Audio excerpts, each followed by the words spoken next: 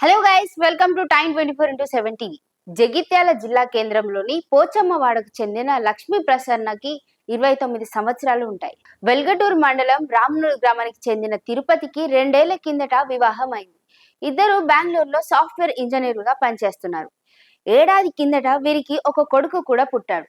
అయితే తిరుపతి లక్ష్మీ ప్రసన్న చామన ఛాయ రంగులో ఉంటే కొడుకు తెల్లగా అందంగా పుట్టాడని అనుమానం పెంచుకొని తిరుపతి భార్యను నిత్యం వేధించేవాడు. దీంతో లక్ష్మీ ప్రసన్న ఉద్యోగం కూడా మానేసి ఇంట్లోనే ఉండేది. దీనికి తోడు కట్నం డబ్బు కూడా మొత్తం ఇవ్వలేదని, కట్నం డబ్బులు కావాలని అత్తామామలు వేధించడంతో లక్ష్మీ ప్రసన్న 5 రోజుల క్రితం జగిత్యాలలోని తల్లిదండ్రుల దగ్గరకు వచ్చింది. తీవ్ర వేధింపులకు గురైన లక్ష్మీ ప్రసన్న ఇంట్లో ఉన్న అద్దంపై అమ్మ నాన్న నాకు బతకాలని లేదు, నా కొడుకు జాగ్రత్త, ప్లీజ్ వాళ్లకు మాత్రం నా బాబును ఇవ్వకండి అని రాసి ఫ్యాన్ కు ఉరేసుకొని ఆత్మహత్య చేసుకుంది.